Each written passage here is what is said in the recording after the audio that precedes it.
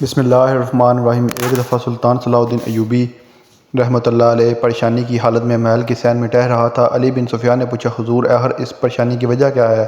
تو سلطان نے علی بن سفیان کو بتایا کہ فلاں جگہ سے میرا ایک خاص جاسوس جو کہ آج سے 2 دن پہلے اس کو فلاں مقام پر پہنچ جانا چاہیے تھا لیکن وہ ابھی تک نہیں پہنچا، اور اس کے پاس بہت اہم معلومات تھیں، اور پریشانی کی بات کہ وہ خفیہ راستے سے آتا ہے جس کا اس کے علاوہ کسی کو نہیں پتہ، لہذا اس کے پیچھے ہم سپاہی بھی نہیں بھیج سکتے۔ مجھے ڈر ہے کہ وہ جاسوس دشمن کے ہاتھ نہ لگ گیا ہو اور وہ اہم معلومات کہیں ضائع نہ ہو جائیں۔ علی بن سفیان نے کہا، حضور بے شک آپ کے ہر جاسوس کے پاس وہ معلومات ہوتی ہیں جو کہ مظلوم کی محافظ ہوتی ہیں، آپ اطمینان رکھیں، وہ معلومات کہیں نہ جا سکتی۔ ہو سکتا ہے کہ کسی راستے کی رکاوٹ کی وجہ سے وہ جاسوس لیٹ ہو گیا ہو۔ سلطان صلاح الدین ایوبی رحمۃ اللہ علیہ نے علی بن سفیان کا سر ہلاتے ہوئے ہاں میں جواب دیا، اور پھر علی بن سفیان کو حکم دیا کہ ایک سپاہی کا دستہ تیار کرو، ہم بھی ابھی اس وقت شکار کھیلنے کے لیے چلے جائیں گے، کیونکہ اس سے پہلے جب سلطان صلاح الدین ایوبی بے اطمینان ہوتے تو شکار کھیلنے کے لیے چلے جاتے۔ سلطان صلاح الدین ایوبی رحمۃ اللہ علیہ نے اپنے خاص سپاہی کے دستے کے ساتھ جنگل کی طرف روانہ ہو گئے۔ جب سلطان صلاح الدین ایوبی کا شکاری قافلہ جنگل میں بیچ میں پہنچا تو سلطان صلاح الدین ایوبی نے اپنے گھوڑے کو ایک خاص مقام پر باندھ دیا اور ہاتھ میں کمان لیے جنگل کی طرف روانہ ہو گیا۔ شکار کھیلتے کھیلتے سلطان صلاح الدین ایوبی نے ایک ایسا منظر دیکھا جس نے سلطان صلاح الدین ایوبی کی کھینچی ہوئی کمان کو اسی وقت روک لیا۔ وہ منظر یہ تھا کہ اس گھنے جنگل کے بیچ میں جہاں گھوڑے کے پہنچتے ہوئے آدھا دن لگ جاتا ہے، اس گھنے جنگل کے بیچ میں ایک نوجوان لکڑیاں توڑ رہا تھا۔ چونکہ وہ لکڑیاں توڑ رہا تھا، سلطان صلاح الدین ایوبی سمجھ چکے تھے کہ یہ نوجوان لکڑیاں چولہے میں جلانے کے لیے توڑ رہا ہے، لیکن حیرانی کی بات یہ تھی کہ آخر اتنے بڑے اور گھنے جنگل کے بیچ میں کون انسان رہ سکتا ہے، اور وہ بھی اتنے خطرناک جانوروں کے درمیان۔ میں سلطان صلاح الدین ایوبی نے ابھی ہوئی کمان واپس لی اور اس نوجوان کی طرف چل پڑے، لیکن جب سلطان صلاح الدین ایوبی اس نوجوان کی جگہ پر پہنچے تو وہ آپ کی نظروں سے اوجھل ہو گیا۔ سلطان صلاح الدین ایوبی رحمۃ اللہ علیہ ایک بہادر سپاہی تھے، لہذا سلطان صلاح الدین ایوبی نے اس نوجوان کے پیروں کے قدموں کے نشانات سے اس کی طرف سفر شروع کر دیا۔ چلتے چلتے سلطان صلاح الدین ایوبی رحمۃ اللہ کو جنگل کے بیچ میں ایک جھونپڑی نظر آئی جس کے اندر سے دھواں نکل رہا تھا۔ یہ بات سلطان کے لیے اور مزید پریشانی کی ہو گئی کہ آخر اتنے گھنے جنگل کے بیچ میں کون سی جھونپڑی میں رہ رہا ہوگا۔ سلطان صلاح الدین ایوبی رحمۃ اللہ علیہ نے آہستہ آہستہ چلنا شروع کر دیا، اور جب اس جھونپڑی کے دروازے پر پہنچے تو اندر کی آوازوں سے معلوم ہوا کہ اندر کوئی بیٹھا آگ سے کچھ پکا رہا ہے۔ سلطان نے سلام کیا، اندر سے جواب آیا، اور وہ آواز ایک نوجوان کی تھی۔ سلطان سمجھ چکا تھا کہ یہ وہی نوجوان ہے جو مجھے پیچھے جنگل میں ملا تھا۔ سلطان صلاح الدین ایوبی رحمۃ اللہ علیہ اندر چلے گئے اور جا کر چولہے کے قریب بیٹھ گئے۔ اس نوجوان نے سلطان کو بیٹھنے کے لیے ایک اچھی سی قالین بچھا کر دی اور سلطان کے لیے ایک پیالہ دودھ کا گرم کرنے لگا۔ سلطان صلاح الدین ایوبی اس کو حیرت نظروں سے دیکھ رہے تھے اور سلطان کی خاطر تواضع میں لگ چکا تھا۔ اس نے سلطان صلاح الدین ایوبی رحمۃ اللہ علیہ کے لیے ایک پیالہ دودھ گرم کیا، اس میں شہد ملانے کے بعد سلطان کے سامنے پیش کیا۔ سلطان صلاح الدین ایوبی رحمۃ اللہ نے اپنے ہاتھوں سے کمان چولہے کے قریب رکھی اور دونوں ہاتھوں سے پیالہ پکڑتے ہوئے اس نوجوان سے پوچھا، اس جنگل کے بیچ میں دودھ کہاں سے حاصل کیا؟ تو وہ نوجوان مسکرانے لگا اور اس نے ایک تاریخی جملہ کہا، اے پیارے مسافر، جس ذات کے ساتھ میری دوستی ہو چکی ہے، اگر اس کے ساتھ وہ جو بھی بندہ دوستی کر لے تو اس کی چیزیں قبر میں پہنچ جائیں گی، میں تو پھر بھی زمین کے اوپر ہوں۔ یہ سن کر سلطان بڑے حیران ہوئے، لیکن سلطان اتنا تو جان چکا تھا کہ وہ کوئی عام نوجوان نہیں بلکہ بہت ہی عبادت گزار ہے۔ سلطان صلاح الدین ایوبی رحمۃ اللہ علیہ نے دودھ کا پیالہ پی لیا اور پیالہ اس کے ہاتھ میں پکڑاتے ہوئے کہا کہ مجھے تو یہاں کوئی بھی تیر کمان نظر نہیں آ رہا، ایک چھوٹی سی جھونپڑی میں تم رہ رہے ہو، لیکن اس آگ پر تم ایک شکاری پرندے بھون رہے ہو جس کو کوئی عام آدمی شکار بھی نہیں کر سکتا۔ اس پرندے کو صرف ایک ہی چیز شکار کر سکتی ہے اور وہ بھی جنگلی شکاری کا شکاری جانور، تو پھر یہ تم شکار کیسے کر سکتے ہو؟ تمہارے پاس تو شکار کھیلنے کے لیے کمان نہیں۔ تو اس نے کہا، حضور، جس انسان کا شکار جھونپڑی میں بیٹھا مل جائے تو پھر اس کو شکار کرنے کی کیا ضرورت؟ اور نوجوان پھر سے مسکرانے لگا، کہا، یہ میرے اللہ اور میرے اللہ کے درمیان ایک راز ہے۔ پھر سلطان صلاح الدین ایوبی رحمۃ اللہ نے کہا، مجھے ایک بات سمجھ نہیں آ رہی کہ اتنی خوبصورت جوانی میں اتنا حسن کے باوجود تم اس جنگل میں کیوں رہ رہے ہو؟ تو تمہارا اس دنیا سے کوئی واسطہ نہیں؟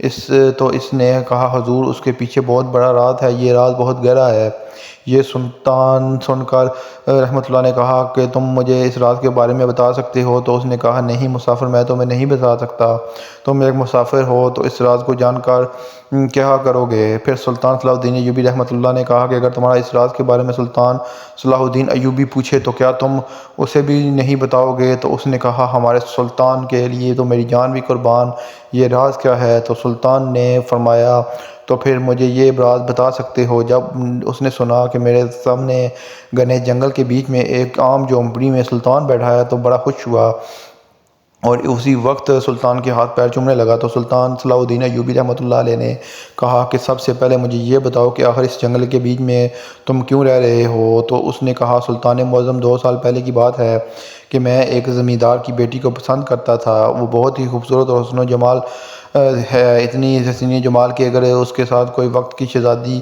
کو بھی کھڑا کر دیا جائے تو وہ اس کی کنیز لگے گی۔ اللہ تعالیٰ نے اسے بے انتہا حسن سے نوازا تھا اور میں اس سے بے انتہا محبت کرتا ہوں، لیکن میں بھی ایک عام انسان کا بیٹا نہیں بلکہ میں آپ کے فلاں وزیر کا بیٹا ہوں، اور میں نے اپنی محبت کو پانے کے لیے اپنے بابا کو اس ذمہ دار کی بیٹی کے پاس رشتہ مانگنے کے لیے بھیجا۔ تو اس کی بیٹی نے کہا کہ اگر تیرا بیٹا میرے 3 سوالوں کے جواب دے دے تو میں اس کے ساتھ شادی کرنے کے تیار ہوں، لیکن اگر وہ یہ سوال کے جواب نہ دے سکے تو میں اس کے ساتھ شادی نہیں کروں گی۔ سلطان معظم میں اس کے پاس پہنچ گیا۔ زمیندار کے ڈیرے پر تمام گاؤں والے اکٹھے تھے۔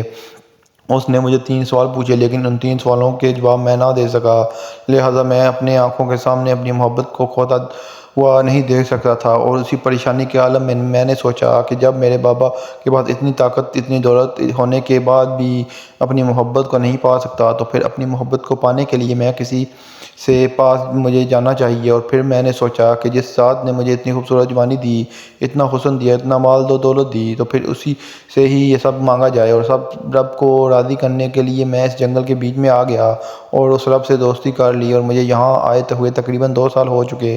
گھر سے آتے ہوئے میرے بابا نے کہا بیٹا جہاں تم جا رہے ہو یا تمہیں موت ملے گی یا پھر تمہیں محبت ملے گی، اور تجھے تیرا رب مل جائے گا، اور تم نے اپنے رب کے ساتھ دوستی کر لی تو پورا جنگل تیرا دوست بن جائے گا۔ میں چل پڑا۔ تقریباً 1 ماہ کی خوراک تھی۔ جب 1 ماہ مکمل ہوا تو میں بھوک سے ڈال ہونے لگا، ادھر ادھر گیا، مجھے شکار کرنا نہیں آتا، جنگلی جانوروں سے بچ بچا کر دوبارہ جھونپڑی میں آ گیا لیکن مجھے کوئی شکار نہیں ملا۔ میں اپنے رب سے باتیں کرنے لگا۔ چند لمحے گزرے کہ مجھے اچانک محسوس ہوا کہ ایک جھونپڑی کے دروازے پر کوئی جانور رکا، بہت ڈر گیا اور میرے پاس تلوار اور خنجر تھا۔ میں وہ لے کر باہر نکلا تو ایک ہرن میرے دروازے پر کھڑی تھی، اس کے ساتھ ایک بچہ تھا۔ میں بڑا حیران ہو گیا کہ آخر یہ ہرن اس بچے کے ساتھ کیا کر رہی ہے، کہ اس کے پیچھے کوئی جنگلی جانور تو نہیں؟ تو اتنے میں مجھے غیبی آواز آئی، ڈور نے ایک برتن اٹھاؤ اور اس ہرنی کا دودھ دونا شروع کر دو۔ میں بہت ڈر گیا اور میں نے اس سے ڈری ہوئی حالت میں برتن اٹھایا اور اس ہرنی کا دودھ دونا شروع کر دیا۔ جیسے میں نے اس کا دودھ نکالا وہ ہرنی واپس چلی گئی، دودھ لے کر اندر داخل ہوا۔ خوف سے میرا دھڑکن بہت تیز ہو چکی تھی، میری ٹانگیں کانپ رہی تھیں کہ آخر یہ سب کیا ہو رہا ہے۔ میں نے اس دودھ کو آگ پر گرم کیا، میرے پاس تھوڑی سی شہد تھی، میں نے اس شہد کی دودھ میں ملایا اور اس دودھ کو پی لیا۔ تھوڑی ہی دیر گزری کہ اچانک پھر سے مجھے محسوس ہوا کہ دروازے پر کوئی اور جانور آ کر رکا ہے۔ اتنے میں شیر کی دہاڑنے کی آواز آئی۔ پھر سے ڈرتے ڈرتے میں نے جھونپڑی کے باہر جھانکا تو دیکھا کہ ایک شیر نے اپنے منہ میں ایک پرندے کا شکار لیے کھڑا ہے۔ میں پھر سے ڈر گیا تو اتنے میں شیر اس پرندے کو وہاں چھوڑ کر چلا گیا۔ میں نے اس پرندے کو حلال کیا اور حلال کرنے کے بعد اس کے آگ پر بھوننا شروع کیا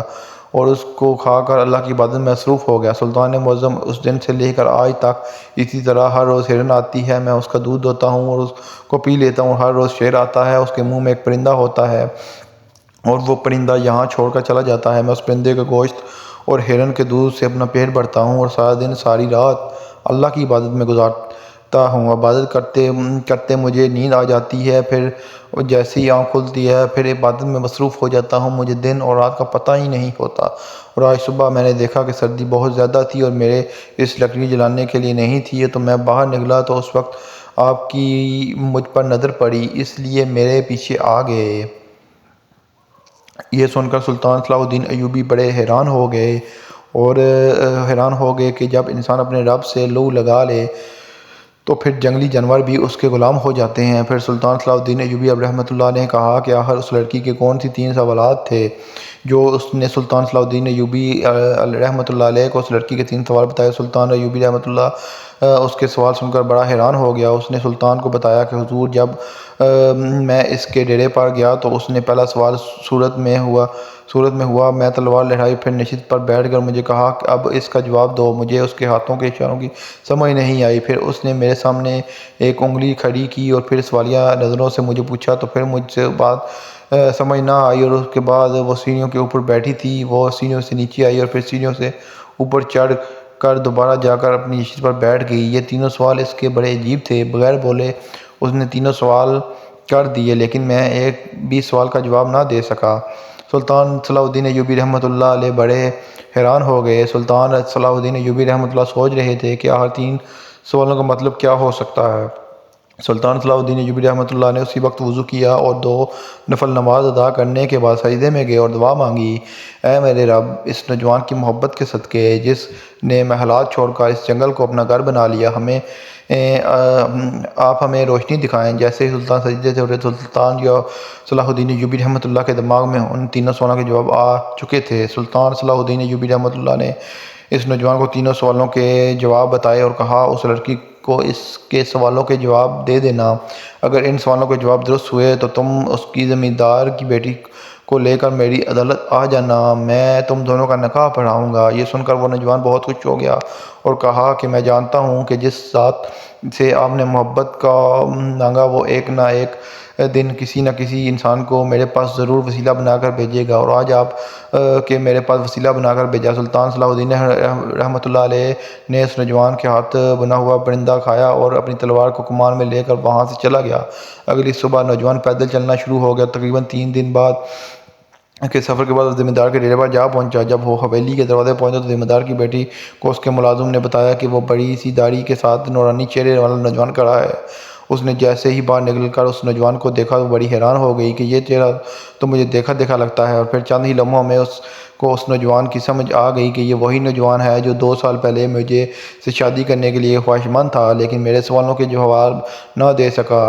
زمیندار کی بیٹی نے اسی وقت اپنی کنیز کو حکم دیا کہ جا کر اس نوجوان کو اندر لے آؤ۔ کنیز گئی اور اس نوجوان کے زمیندار اور اس کی بیٹی کے سامنے پیش کیا۔ زمیندار کی بیٹی نے اس نوجوان سے پوچھا، بتاؤ کیا کرنے آئے ہو اور یہ تمہارا لباس کیسا ہے؟ تو اس نے کہا، تم یہ سب چھوڑو، میں تم سے نکاح کرنے کے لیے آیا ہوں۔ تو زمیندار کی بیٹی نے کہا، تم نہیں جانتے کہ میں نے آپ کے سے وعدہ کیا تھا کہ جب تک میرے 3 سوال کا جواب آپ نہیں دے سکتے تو میں اس وقت شادی نہیں کروں گی، اور تم جانتے ہو کہ تم ان 3 سوالوں کے جواب نہیں آتے۔ تو اس نوجوان نے کہا، تم اپنے 3 سوال دہراؤ، میں دوبارہ ان سوالوں کے جواب دینے کے لیے تیار ہوں۔ زمیندار کی بیٹی بڑی حیران ہوئی کہ آخر اس کو ان 3 سوالوں کے جواب کیسے ملے، کیونکہ وہ سوال اتنے مشکل تھے اور پورے مصر میں ان سوالوں کے جواب کوئی نہیں جانتا تھا۔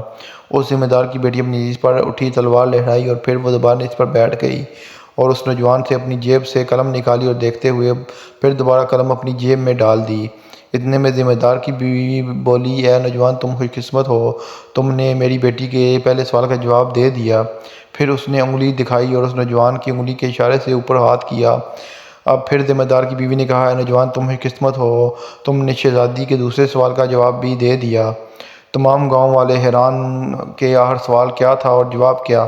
لوگ تجسس بڑھ رہا تھا۔ پھر زمیندار کی بیٹی نے تیسرا سوال کرنے کے لیے سیڑھیوں سے نیچے اتری اور پھر دوبارہ سیڑھیوں پر چڑھ کر اوپر چلی گئی۔ زمیندار اب دیکھ رہا تھا کہ اگر اس نے تیسرے سوال کا جواب دے دیا تو یہ نوجوان میری بیٹی سے نکاح کرنے کے لیے کامیاب ہو جائے گا۔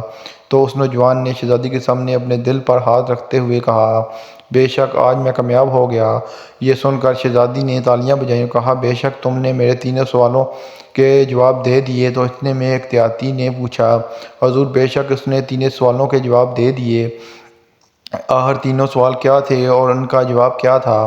کئی سالوں ان 3 سوالوں کا کوئی نہیں سمجھ سکا۔ تو اس نوجوان نے کہا کہ شہزادی نے مجھے سے تلوار لہرا کر پوچھا کہ تلوار سے زیادہ تیز اور طاقتور چیز کیا ہے؟ تو میں نے اسے قلم دکھا کر بتایا کہ قلم ہے۔ پھر اس نے انگلی کی اور کہا کہ اس دنیا میں واحد کیا چیز ہے؟